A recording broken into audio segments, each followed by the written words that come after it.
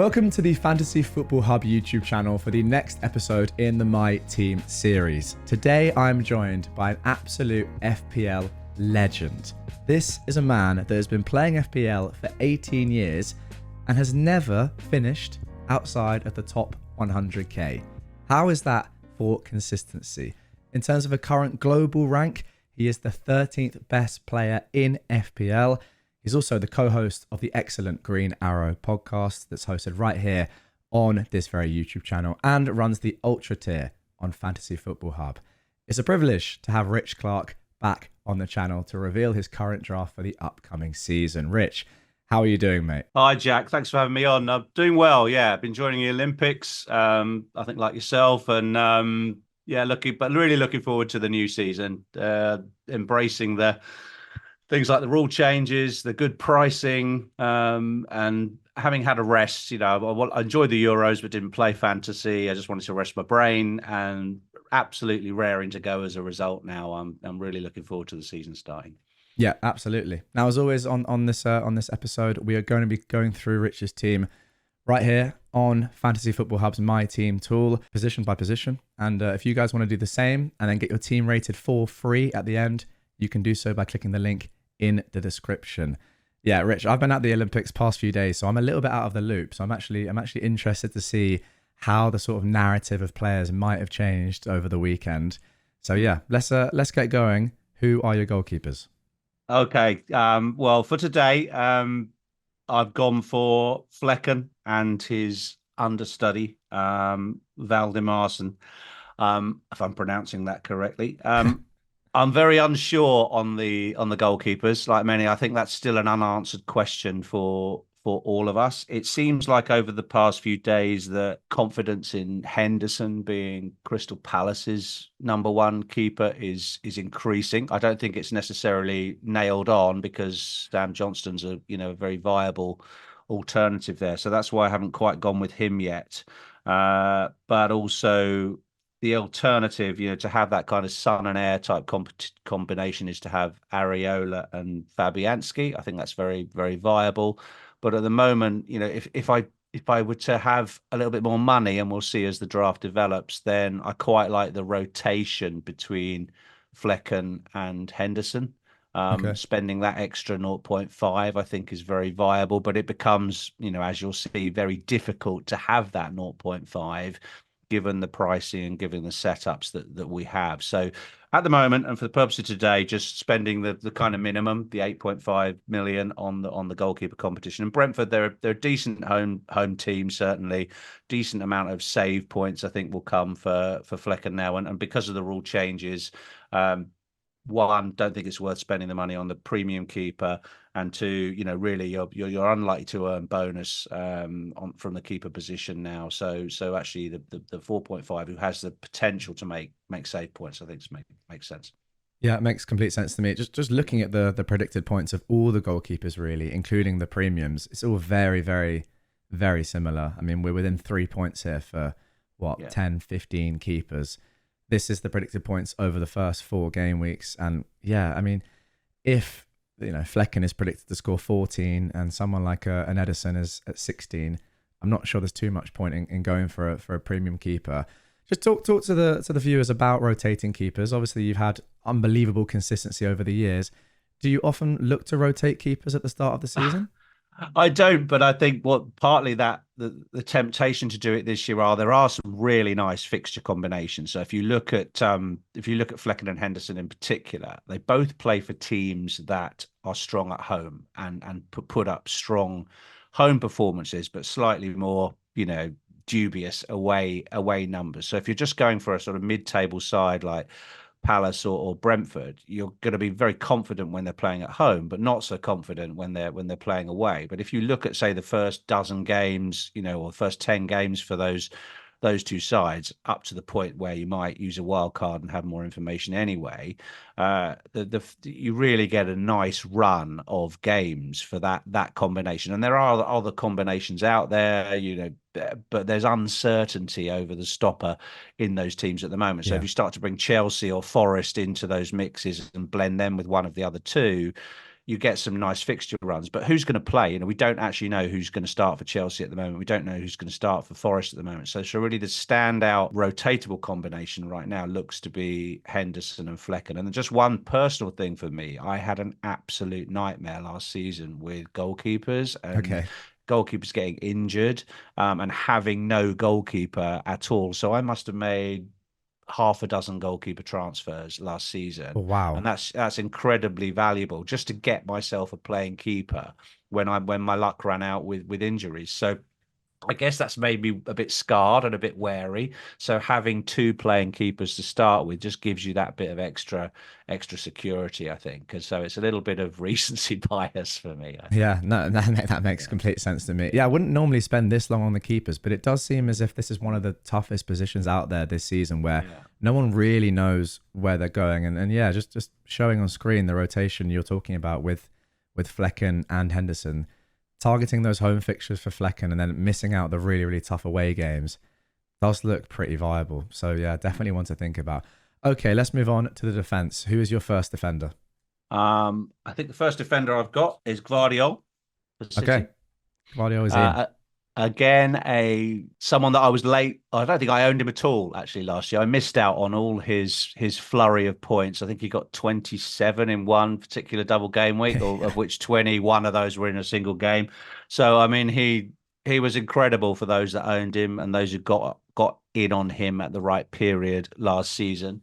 But that opportunity passed me by. I think that was because I think around the wild card, I was tripled up on City and had the keeper, and so had the City defense covered, and it just made no sense to make another goalkeeper transfer for me at that point, and so never got on Gvardiol, and I think he's very likely to start the season. I think we'll obviously get another look at him in the Community Shield this weekend, and he's a great attacking opportunity in one of the best defenses in the league. So he comes in for me. Again, probably a little bit of sort of, scar tissue from last season, not owning him and wanting to. Did you have him?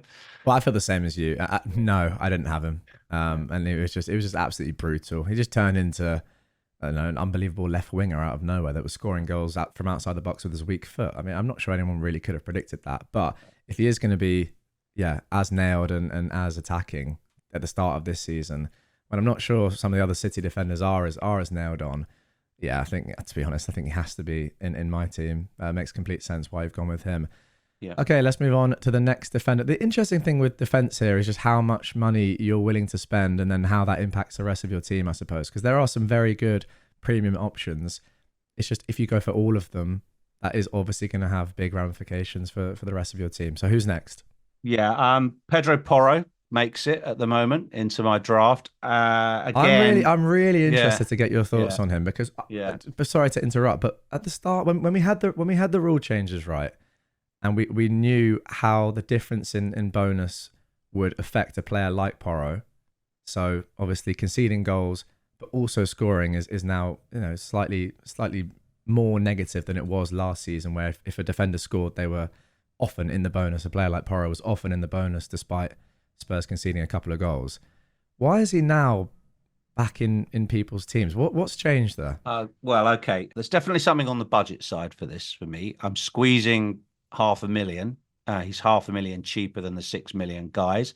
So in my early drafts, I had an Arsenal defender in there, a 6 million defender. So you could quite easily have Saliba, Gabriel, Van Dijk, these players, or even Trent, these premium defenders in there that I think are, if money wasn't an object, then I'd go for one of those. But you'll see from some of the choices I've made in the attacking players, I've got most of my budget up front in the attacking front eight.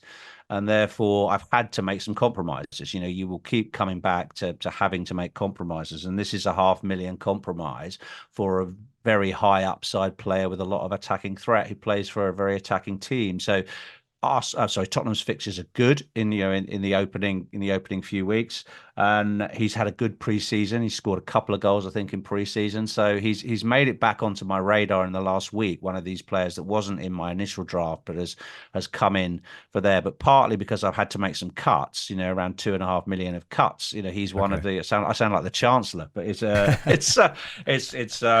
just a necessary adjustment basically in my defense. But yeah, I do think he's got upside. Isn't by no means nailed, but he's in for now, and a good talking point I think around that. How much do you spend in defense? Yeah. So I've definitely had to clip its wings. Sure, sure. Okay, let's move on then. With that in mind, who's your Okay. next defender? Well, I've then gone for a rotating pair of 4.5. So Ezri Konsa is in Yeah, for Villa, Champions League side. Probably going to sit on the bench for a couple of weeks in for those initial fixtures. I think they've got Arsenal at home in the second week, but then yeah, once game week 3 comes around, they've got a really nice run of games, and also Konsa rotates really nicely with Newcastle players. So I've got you want to add the fourth in. I've got yeah. a placeholder of Livramento in the team at the moment. Now that could change. The situation is very fluid with the Newcastle defence. We've got since you've been at the Olympics, the Mark Guehi transfer has really started to gather momentum. So I've got my eye on that, both in terms of how good a Crystal Palace's defence going to be without him, and how good a Newcastle's defence going to be if Guehi does move to Newcastle and takes one of those sort of central defenders spots. So, really like the Newcastle defence for the opening, particularly if they've strengthened. So, but is Livramento gonna be nailed? I think that depends on whether Trippier moves to Saudi Arabia Mm, and so on. So there's a lot going on in that defence, yeah, and I think over the next 10 days we'll really find out a bit more about how that looks. But having a placeholder there for a Newcastle 4.5 spot, I think makes a lot of sense. And Guehi himself is 4.5, so whichever, you're covering that price point in the Newcastle defence. yeah. Whatever choice anyone out there wants to make, I think a Newcastle defender makes a lot of sense. Yeah, it does feel like there's a lot of moving parts currently in the Yeah. Newcastle defense. But if we know by game week 1 that yeah, there's something slightly more concrete than we have right now, I think a lot of people will be on that rotation. Yeah. Konza makes complete sense to me, and then yeah, they Yeah. just rotate really well. Yeah, Makes sense. yeah, and again, again, it's necessary to you can't have, or I don't think you can have a massively big at the back defense given the pricing we've got further upfield. So 4.5s makes sense. A lot of value out there, and there's a lot of choice at the 4.5 level. I could have had Mikalenko. He's been in a lot of drafts for Everton. However, I've never really invested heavily in Everton as a team. I just don't think they score enough goals. And I really like Fulham's fixtures. So Mm. Anthony Robinson, also a really nice pick at 4.5, but I may have invested a bit too heavily in Fulham elsewhere. So Oh, basically, there's a lot of options out there and choice for fantasy managers. okay. Let's round things off with the last defender. Then you've said there that you're not spending too much money in defense, so I've got to ask you about a couple of omissions. But yeah, let's do your fifth defender first. Yeah, I mean, this. I've got one 4.0, and at the moment that is Barco of Brighton. So Sure. on some set pieces, had a good preseason. I've told that the reason he didn't play in the most recent preseason game was precautionary. So there's nothing really wrong there. I think he'll start the season based on my sources that I've seen. And yeah, so I just think he's got the most upside, but really he's a bench player for the budget reasons. And but really for that position, you just want someone who's starting. So if you want Feis of Leicester or Harwood Bellis of Southampton, then that's also perfectly reasonable. But I just think there's a slightly more attacking upside, and maybe a fixture coming up in the first 6 weeks where I might even start Barco. I think they've got a nice home game coming up at week 4 or 5. So yeah, at the moment, I haven't really thought too much about it, but I just feel that maybe two 4.0s is squeezing it a bit too much because you haven't really got that fullback bench player. But people who are really trying to squeeze that money, then it's definitely viable because there's 3 or 4 playing options out there. Okay, so that is it for the defense. Before we move on, yeah, I've got to ask you about no Trent, but then Yeah, also no Arsenal defender. yeah. The best defense of last season. I feel like you've already answered the question in terms of the reasons why you haven't gone for these players, but Mm. yeah, it's no Trent, no Gabriel, no Saliba. Yeah, It's yeah. tough. I know. And 15 minutes before I came on air, my draft had Saliba in it. Okay. So It's still yeah, close. Yeah, and we're recording this, over a week out. we Over a are week we out. are. So I think 18 clean sheets speaks for itself. I think if you look at the clean sheet percentages over the season, you get a clean sheet 20% of the time, each team. So it's way down on previous seasons. Last season was the worst season for clean sheets. I think there are around 150 odd clean sheets, whereas normally there's over 200. So that's a big Wow. drop Yeah. in overall clean sheets. But when you've got a team who's almost got a 50% clean sheet ratio, I don't think you can ignore that, particularly given they've got two nice home games in the first three. So if you want to get off to a nice, safe start, make sure you don't lose it. An Arsenal defender makes perfect sense. So almost all my drafts up to this week had Gabriel in them. I've listened to a few bits of content that have suggested that the new signing, Calafiore, is it? Yeah. Could threaten Gabriel's minutes because left-sided player, so could play centrally. Also, Timber is back in training and back and available. So we know what happened. Well, what happened to me last season was I didn't get the team leak about Gabriel Yeah. and kept him in and got off to a very bad start. But then I owned him all season. I never sold him, and he was absolutely outstanding. So for attacking threat, I'd say he was the pick. But if you want absolute safety, then go Saliba. Trent, again, is another one. There's a game tonight, I think it is. I was talking on Wednesday, the 7th, I think. Liverpool have hopefully a full strength squad pre-season game. And I think we might learn a little bit more about Trent's availability, fitness, minutes, etc. So he's definitely on the radar. I think if I'm going to put Trent in, then that would be only really affordable if I went without another Liverpool player, who we'll talk about in a minute. Okay. Let's just get straight there. Yeah. Let's move on to the midfield. Yeah. Okay. So Salah's in.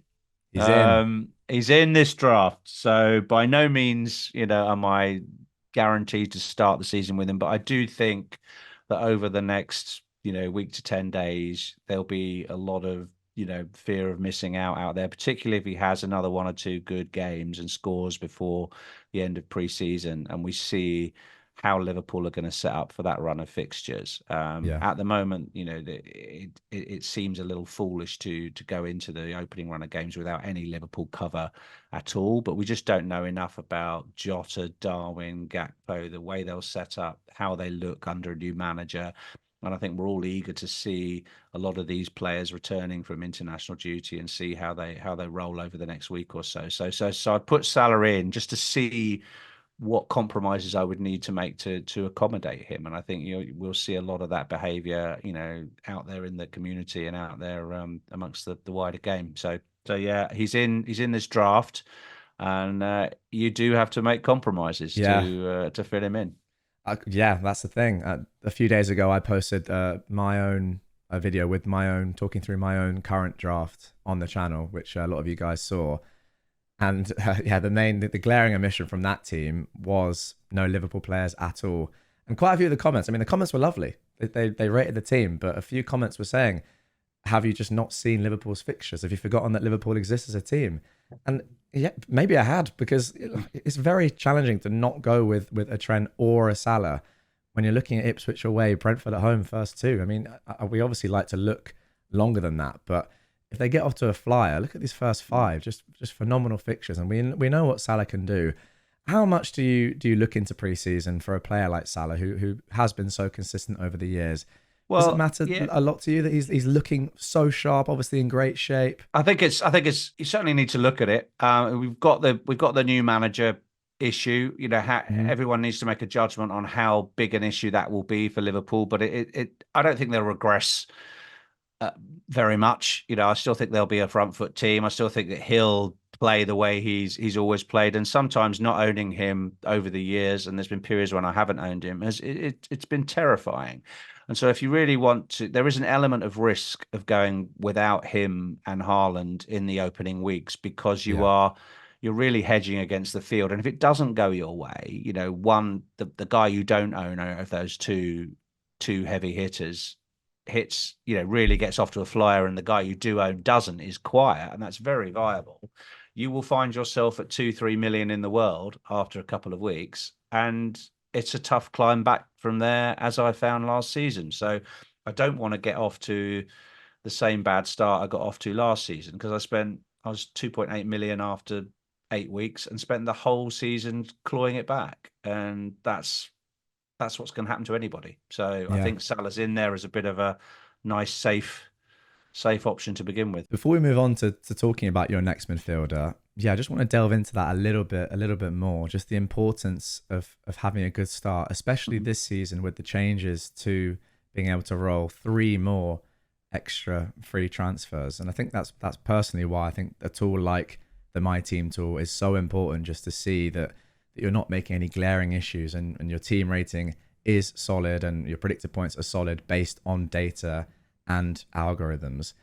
Yeah, just explain a little bit more what happened to you last season, and how you're looking to rectify that this season. Yeah, I think really, I had a good first week, but I had a very poor second week. Okay. And often I think one, lesson I've taken from that is, don't try, and I'm not worried about how the team rating comes out on my team for this draft, because I'm actually trying to build a team for probably 5 to 6 weeks rather Yeah. than the first week, and not everything being weighted towards that. So the players I've got in some of the smaller positions can have a nice long run of games without me needing to tear it up. So in the back of my mind, of course, I'm looking to, perhaps save a transfer in week 2, and not, I'm not after 5 transfers, but I would certainly love to build it up to 2 or 3 transfers in the bank, which I think is a very more realistic sort of war chest to carry through the majority of the season. Hmm. I just am a little bit wary of getting off to a bad start. So I'm personally quite happy to get off to a reasonable start, Yeah. which I would say is be in the top million after the first 2 or 3 weeks, rather than further adrift than that, so that it doesn't become too difficult a climb up the table. And I'm just hedging based on players that have just got they're the price they are for a reason, and that's consistency. So if you bet against a player that's incredibly consistent, you can expect to get your butt whipped in the first week if you Yeah. don't have Very him. true. And that's just purely based on that subjective logic, really. Yeah. Now, often we see quite a big disparity between a team on the My Team tool, the game week rating, which is just the individual game week, which is, yeah, as you said, sometimes very good for game week 1, but then the team rating, which takes more of a kind of macro look, more game weeks, is a little bit lower, because although the team looks so good for game week 1, maybe even game week 2, longer term, for example, say you have 4 million defenders that you're going to need, that is obviously more risky, and that is where the team rating will fall down if it's not Yeah. built for longevity. Okay, let's move on to the next midfielder then. Who have you got? Okay. Anthony Gordon. I love this pick. I want to see him in more drafts. I just think he was so good last year. Yeah. Explain why you've gone Yeah. for him. Yeah. I mean, great player. Really, shame he didn't get more minutes in the Euros. I'd love to see him come on. I think when we were all screaming at Gareth to make substitutions and bring on exciting players and go on the front foot, he was one that I think many of us would have loved to see him have at least 20 minutes at the end of a lot of games. And he didn't get the opportunity, but he plays that kind of take it to them type football. Is a really exciting player to watch, and therefore I Yeah. get a lot of enjoyment out of watching football from an FPL perspective. And so it's great watching Anthony Gordon play if you own him at FPL, and so he gives you that kind of reward as well as points. And he did have an incredible season last season. I think, given the first game, given that everyone will own Isak, and we'll talk about him later, if you haven't doubled up on the Newcastle attack, you won't make that many gains. It's like sort of like saying, well, what's the point of owning Haaland without Foden? What's the point of owning Isak without Gordon? I think just that double up in the Newcastle attack, given the opening fixtures, I think it's worth it. There is a small rumor that Liverpool is still interested in him, but if he Mhm. goes to Liverpool, you can always deal with it down the line, and that's not a bad team to play for anyway, is it? Exactly. I'm not worried about the transfer. I'd just like to start with him and cover that price point. But also, if there's a 6.5 that emerges, from the pack of 6.5 options, you can go down from Gordon to him and change it after a few weeks. So really like the Gordon pick. He's just a favourite of mine. Had him for the majority of last season at a much cheaper price, and he just continually delivered. He's a fantastic home record player. Yeah, no, I could completely agree with what you're saying as well, in terms of just watching a player and that adding to your enjoyment of FPL, because he's he's always so threatening. He's always looking to make a difference, running in behind, even just, yeah.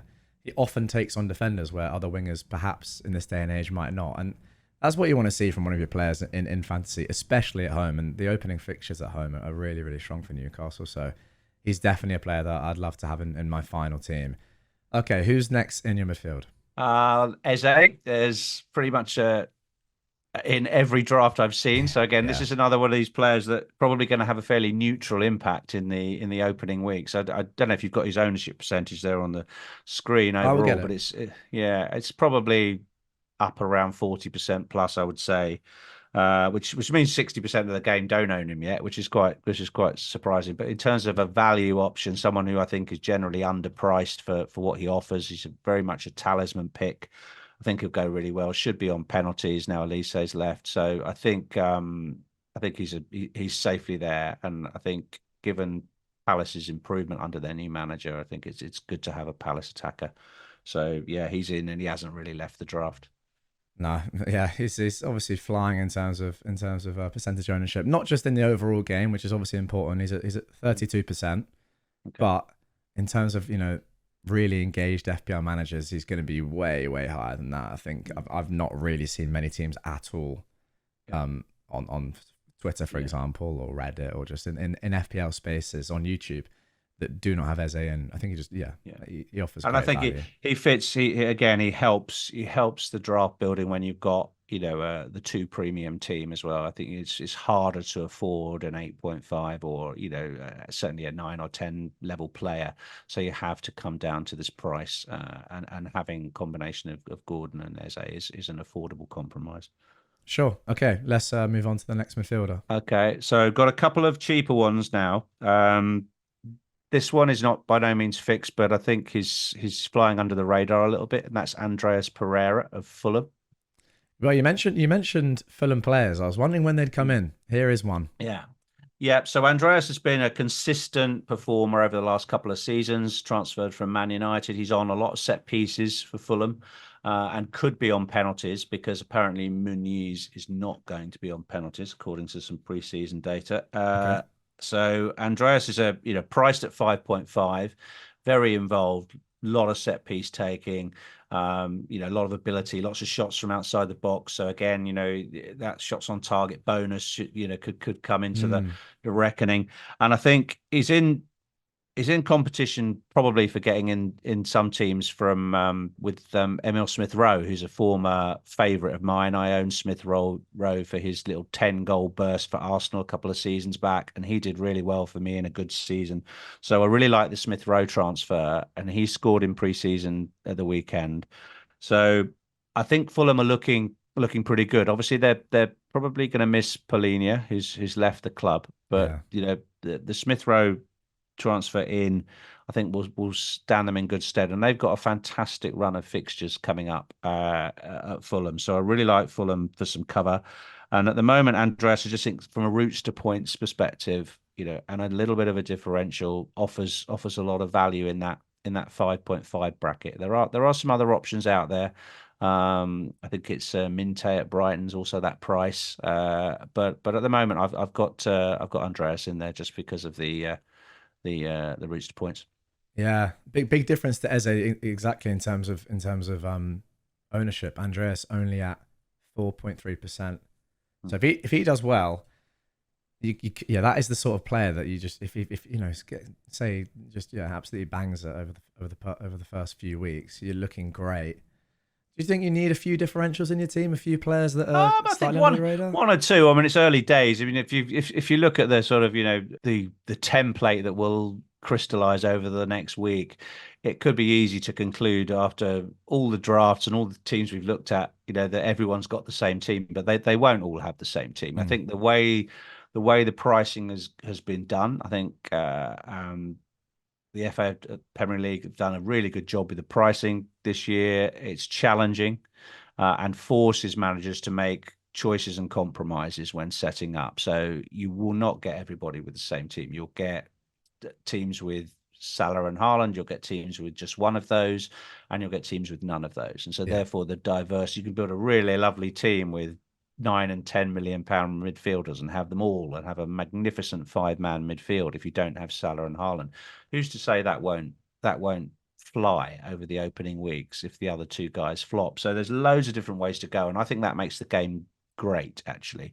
So having a couple of low ownership differentials, particularly in the lower price points, and if you get off to a flyer with one of those, you're going to be able to bank transfers while everybody flocks to them on the bandwagon. So it's making the right choice in those areas is really key. Yeah, completely agree with that. Okay, let's move on to the last midfielder. Okay. And if I'm just looking at the midfielders so far that aren't in your team, and you're mentioning the sort of the mid price, but they're getting towards the premium sort of price. You know, the 10s, 10.5 players that are going to be tough to squeeze into the team. Also, some lower owned players that we haven't seen yet in your draft. So, who is the final midfielder? Yeah, this is out. So again, I'm not spending as much as some in midfield. So my last player is Morgan Rogers of Aston Villa. Oh wow! Okay, Wanted to be a little bit different with this draft, so it's not full of Nkunkus or no Nkunku.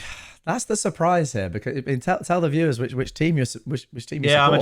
I'm a Chelsea supporter, but I've been they haven't been going very well in pre-season. I know they had a win finally at the weekend, but generally speaking, their pre-season form, the quality of their defense in pre-season has looked all over the place, and I just do think that Maresca will take a little bit of time to find his feet. And also last season, Chelsea were over-invested in the opening weeks, particularly by me. And I remember the way the content creation went over the narrative started to be, who are your 3 Chelsea players going to be, for their fixture run? Do you remember that? I think you like Chelsea as well. It's like it was the Luton game, wasn't it? Where that's right. Everyone was like, "Oh, Chelsea are amazing," and then that was before people realized that Luton at that time of the season were just a very, very leaky defense. And you're right. It was the triple up. Yeah, you had to get on them. Yeah, exactly. And it didn't work out at all. And then we bought them all in, and we sat there and all this period of lovely games, which they didn't even win. They didn't even win 1-0. They drew one, lost one. Yeah. I don't know. It was really tough. It all came through that Raheem Sterling brace against Luton, I think, which started it all off. And then we all piled in, and it didn't work out. I actually think there's no danger in just giving Chelsea a few weeks to see how they go. They're playing Manchester City first up, right? There's nothing to be scared of there in terms of not owning Chelsea assets. You can see how they go. Yes, that was a really good game last season. It was a 4-4 draw, I think it was, that particular fixture.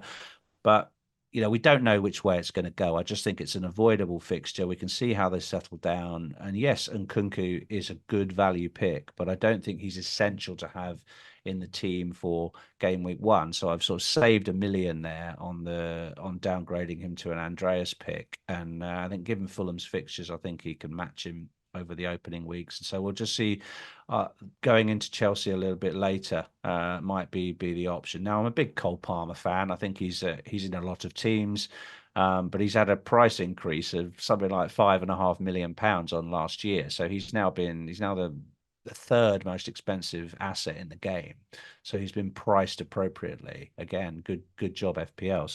So again, Salah over Palmer or Salah over Saka. That's the choice I've made here with this draft. So you can't have them all, and therefore Rodgers, if I can talk about him. Yeah.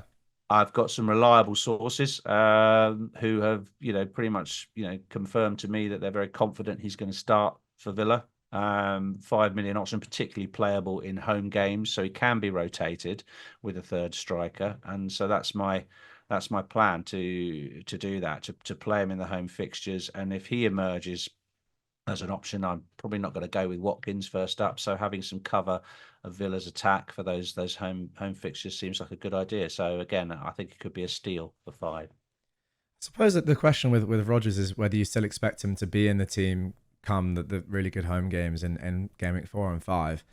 But I'm not sure who else is potentially competing for his position, because Diaby's gone now, and he's been playing a lot in pre-season, Rodgers, and he is one of those players that if he does even just start, we'll probably see his price increase by a lot, because playing for a Champions League team at 5 million in their midfield / attack is obviously something to jump on. Yeah, do you reckon he's likely to stay in the team? We don't know, Well, but I mean, we don't. I guess we don't know yeah, how anyone's going to go. I just think at the moment for that, I could go all the way down to like a Harry Winks, who seems to be the default yeah, 4.5 choice to trim another zero point 0.5 off. But just having that, that five, that slightly playable first sub, who can come on if someone gets rotated or gets injured and doesn't make you panic into losing your transfers, your bank transfers or whatever early on. I just like to play. I've always liked to play with a strong bench anyway, and I think the need for that this season is greater given the yeah, changes to the rules and the value of transfers. I just think he's a good punt for a low owned player at that price point. And good again, good if you sort of not going to go with Salah, get Trent. If you're not going to go with Watkins, get Bailey or Rogers in. So having that ability to cover Villa, because Villa's fixtures are good after the first couple of weeks. So it's about setting up that team for the slightly longer run. yeah. Okay. Now, before we move on to the forwards and round off the team, I want to ask you first about Fantasy Football Hub's Ultra Tier, which you run, and if you could just explain to the viewers what that is, exactly how it can benefit them, and where they can find it, and what you do, I think that'd be great. Yeah, So, sure. It's our premium level membership on the hub, and myself and some of the other excellent contributors that we have, and the writers we have for the hub, people with great writing careers for the hub, and people who've got excellent records themselves in FPL. So we will coach you on how to play better at fantasy football. We would look at your team, we'll review it on a monthly basis, and give you unbiased advice and personalized advice on how you can do better at the game. So it's for people who want to get the edge, who are already experienced at fantasy football, or for people who are learning the game and want to become competitive quickly and improve. It's for all levels. We have hundreds of members at all different levels of the game. We have a community. We talk to our members on Zoom calls. We have a WhatsApp community. We really are into the game, and yeah, we're building something good here, and I do believe we can help people improve. yeah, amazing. Guys, if you would like to check that out, link to do so is down in the description, also in the pinned comment. Now is the best time to sign up for that. It's currently 50% off in preseason, isn't it? So this is the best time of the entire season to do so, and you get the maximum benefit, of course, throughout the entire season. Okay, let's move on then. Let's finish off the team. Let's move on to the forwards. A man that you mentioned already, Isak, is in. You said just a Yeah, quick word on him. absolutely. Yeah, Isak is probably the shoe in for most people. First name on the team sheet. I think his price is good. I think he's underpriced given his potential and his performances last season. Callum Wilson no longer seems to be a threat to his minutes. He's also had the summer off because he plays for Sweden, and Sweden weren't at the Euros. So if you factor in these players who are not tired and not jaded, he should hit the ground running. Great first fixture, great first few fixtures on penalties.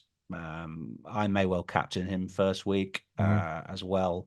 So I just think he's great at 8.5, great value, and so he's in. Yeah. Okay. With 21 million still left to spend. Speaking of players that have had a rest over the summer, I can probably Yeah. guess who's coming next. Yeah, I think it's a transfer waiting to happen, isn't it? Next week with if you don't go with Haaland week one, no one's going to really keep 6-7 million in the bank to bring him in with one free transfer in game week two. So might as well have him in from the start and save that transfer for the Ipswich fixture. I think everyone can see that Ipswich fixture there and the standout captaincy option that he is for game week two. So just think you've got experienced managers have just got to cover that. Yeah. And if you don't, if you swing against it, good luck to you, because it's going to be a very awkward watch It's going to in be week two. awful. Imagine watching that. Imagine Yeah, and watching that's that without him. that's partly the reason I've gone for Salah, because I'm not even sure if in the UK the Ipswich game is on TV. But again, I just don't want one of those terrifying watches in the first couple of weeks, and therefore it's a safety pick. And also, I think Will the Hub CEO, I think he said, if you've got these premium players, it's very easy to go down to anyone off them. with a move if you don't work out. So if you want to generate some cash for other moves, once you've built up a transfer bank, simply transfer Haaland for Watkins or something, and you've got 6 million in the bank to spend wherever you want. And it's very easy to just start with him and move him on if you want to get Foden in instead or whatever and upgrade someone else. So you can just do anything once you've got a couple of transfers in the bank. Similar with Salah, but I just think it's safer to start with the two of them, given the fixture runs they both got. Yeah, I think like flexibility and price points is a concept that I didn't really understand when I first started playing the game, but it's kind of just accepting that we don't know who the best player in each position is going to be, and that's completely fine. But you allow yourself the opportunity to move to that player with having a structure like this. So yeah, that is something that experienced managers pretty much all do. But it's maybe the biggest difference, I would say, between experienced managers and less experienced FPL players. Just accepting that things might not go the way that you expect them to go, but how quickly can you then adjust? And with a team like this, it's much easier. Okay, so yeah, Salah and Haaland in. Strong, very, very strong. The question I have on Salah is, if you're not going to captain him game week 1, do you still think he's worth having? I will just say that the Ipswich versus Liverpool game is on TV, 12:30 on Saturday. Oh, okay. I don't know if that makes much of a difference, but yeah, it's something that I think about. Yeah, I think it's the captaincy's not decided. I think that's probably nearer the time. If he's still in the draft, Salah, then the temptation to captain him will be high. But it's an away game, and I believe that I'm not an expert on the Championship football at all, but I believe looking at the performances in the Championship, Ipswich were very strong at home last season in the Championship, and so they're much much stronger than Leicester and Southampton were. I think they only lost one game at home all season, so that's worth knowing. So everyone expecting that steamrollering, is more likely to come when they visit Manchester City than it is when they face off against Liverpool in the first game. I expect they'll put in a spirited performance. So therefore, maybe I won't captain Salah, but there'll certainly be a consideration. Yeah, that's for sure. Okay. Yeah. Right, let's finish things off. Final player. This one is again kind of like the goalkeepers. There's a lot of options here, and a lot of people have been toing and froing between sort of the cheaper striker pick. Who have you got at this moment in time? At this moment in time, I've got Muniz, Fulham. However, and it will be easy for people to point out watching the video, that I've already got a Fulham attacker in Pereira in there, so it unbalances it a little bit to have 2 Fulham attackers out of the gate, and I'm conscious of that. So I am toing and froing between Muniz and Chris Wood. So I'm quite happy for you to change that on the fly right now if you want to put Wood in there and see what that does to the team rating, because I just think a 6 million option is what I want in there. So having that front 8 that I can play any of them is a nice option to put a strong guy to the bench in terms of the third striker, or Rodgers or Andreas or something like that. So at the moment I've got Muniz. I like both of them. I think there'll definitely be one Fulham pick in my final lineup. But Forest also have good fixtures, and at the moment Wood's got the role, I think, because Awani is not quite ready. Yeah, interestingly, Muniz is quite a way down actually on predicted points, just sorting forwards by their price being 6 million or less. Right, let's put Wood in there because I'll get a better. You got. Oh, look at that! That's what. Look at that! It's gone crazy. That has gone absolutely.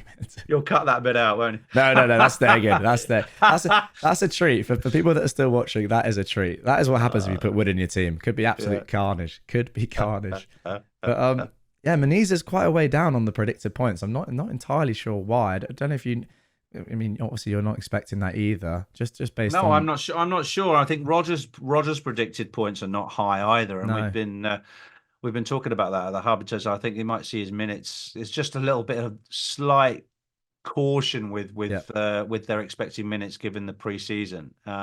So I'm not sure why he's so low. But he seems pretty nailed to me. I think you might see that. You might see a few adjustments over the next few days on that. Yeah, to be fair, the predicted points are relatively cautious until we have more information. We saw the same with Henderson. The Palace goalkeeper, we weren't sure if he was going to start or not when more people were sort of insisting that he was, and now those predicted points have jumped up with a bit more information. Yeah, I think it's important to be a little bit cautious with this sort of model, just so we're not going crazy over picks that then suddenly aren't even in the team at all. Okay, so Muniz, I'm going to keep Muniz in because he's the name you said, unless you want to change it. But without not knowing what I just said in terms of predicted points, what would you do? I think I would be putting Wood in for the sake of it, and so we'll Okay, keep Muniz in for okay, so now. we'll keep Muniz in, and that is the team. I'll click save plan, click on some stairs to show that I'm not a robot, and here we go. After I click optimize, we're going to have your team. Actually, what you need to tell me first is who would be benched from your defense, so I can get your game week rating. Oh, okay. I would play Livramento, Guardiol, and Porro, and I would bench Barco and Konsa. Okay. And would Andreas start game week 1? You'd bench Rogers? Yes. Okay. All right. So that's the team.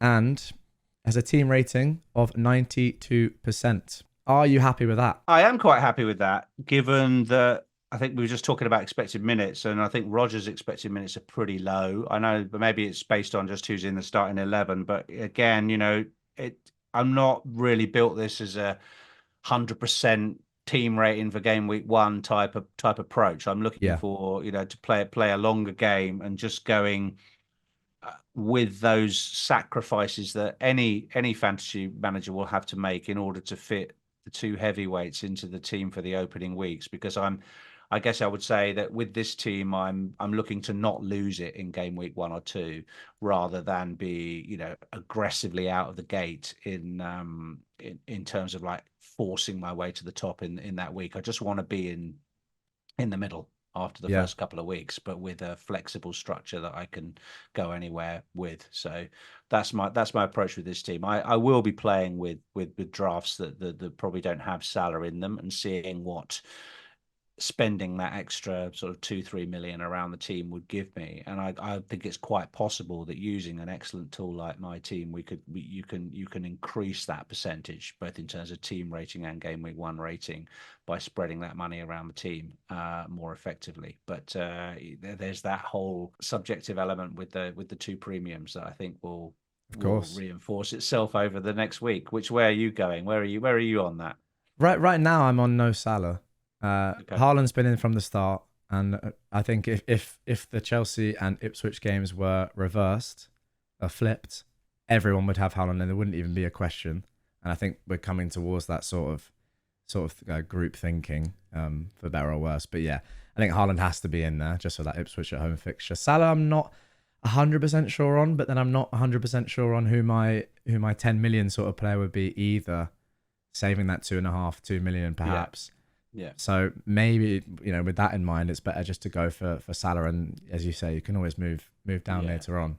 Yeah, well, there's some issues with all those sort of, let's call them the sub premium options. We've seen Son start to come into conversations now. However, there's rumours Solanke could go to Tottenham. So could he take penalties away?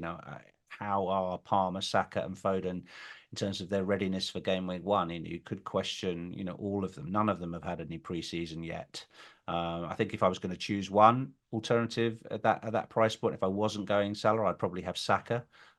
He's been in most of my non-Salah drafts, so I think Saka would come in if I was gonna go down to that 10 million bracket. Okay, so team rating percentage 92%, and interestingly, just based on this is similar to what you were saying. In terms of the predicted points, I'll put the leaderboard of the other guests we've had on the channel right now. Okay. Predicted points, you're doing a little bit worse for game week 1 than others, but in terms of a team rating, you're doing much better. So I think that kind of shows that the difference between attacking game week 1 or getting a better team for the long term. So that puts you 4th currently in the overall standings. Okay. All these team ratings are very similar, I will say. They're all pretty solid. But that is where you stand right now. Okay. 4th out of 7, and we've had some big guests on the channel. Well, that's last year's winner, for example. That's hiding in the middle of the peloton, isn't it? Really, which is exactly what you said you wanted to do. So maybe that makes sense. That's good. Okay, so Well, there we go. That that's is the good. team. Well, you've done Jonas already, have you? You know, he's coming Yes, on Green yes. Arrow, so either this week or next week. So we'll be. I'll be hoping to learn from him myself. So There you go. Make sure you are subscribed to the channel for that, guys, so you don't miss that. And also, Jonas is going to come on another video with me over the next week or so to reveal his more concrete final team. A lot of you have watched that video now. Got over 100,000 views. So yeah, if you want to see his updated team, make sure to subscribe to the channel for more content with him. Before we end things, I'm just going to have a look at your potential ways you could improve the team with Fantasy Football Hub's AI recommended transfers. Wow, it's saying that 3 recommended transfers here. And the first one, I'll say them all so you can hear them as a collective. It's Pedro Porro, Andreas, and Muniz out. So it's not really as big a fan of the Fulham players as you are. And in come Gabriel, Brereton Diaz, interestingly. Look at that eyebrow raise there. And then Joao Pedro. Okay, interesting. What do you think I like about the that? Gabriel pick. I think Gabriel could well come back in. Like to see a couple of, well, if there's, I don't know how many games Arsenal have got left, at least one. You know, like to see a solid performance from Gabriel and Saliba. I think he has got more attacking threat than Saliba, probably more bonus potential in terms of baseline bonus, you know, than Saliba, and just that slight risk of appearances. So yeah, an Arsenal defender I think is really solid. Again, if you want a peloton performance, then just get an Arsenal defender and set and forget it, you know, for the season.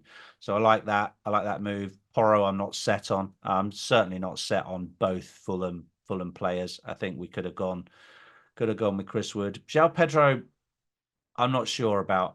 Brighton have an awful lot of options in attack. They have maybe 15 players for 8 spots. So with a new manager as well, we just don't know which way he's going to go. So although he's on pens, and an option to save another 0.5, I'm not sure on João Pedro. I think I'd probably more likely to drop Andreas out of the 3 of them and keep Muniz.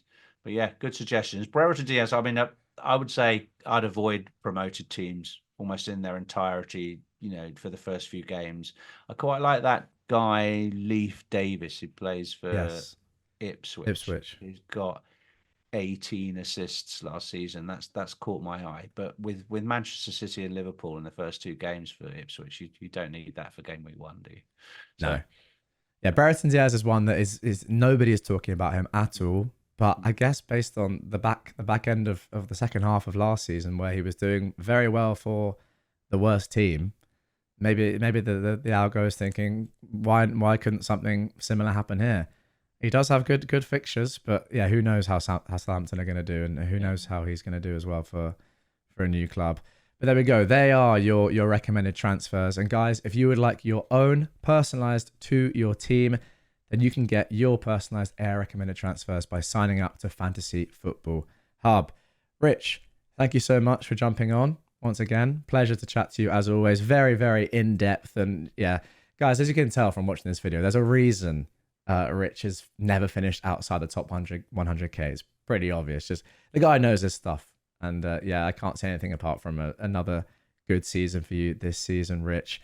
You're saying it's getting harder every season. What would you be happy with for a rank? I think I'm always striving for a top 10K finish. I think that's becoming harder and harder to achieve. But I mean, I'd be happy if I could get another top 50K. I'd like to get in the top 50K this season. I think that would be, you know, that's a good rank, whoever you are. So yeah, top 50K is a target. Top 10K would be my 10th for, you know, as a stretch goal. Yeah, 100%. That'd be. I think top 10K these days is just that's a properly elite season. Whereas in the past, perhaps that was more of a attainable target. Now you do need a few things to go your way and have a really good season. But you do. But yeah, who knows, guys? If you'd like to sign up, as Rich mentioned, to Rich's Ultra Tier on Fantasy Football Hub, that's a great way of giving yourself the best chance to get the best finish you possibly could. So yeah, once again, link down below to that if you want to sign up. Now is the best time to do it. With that being said, Rich, thank you very much. And I will catch you guys on the next video.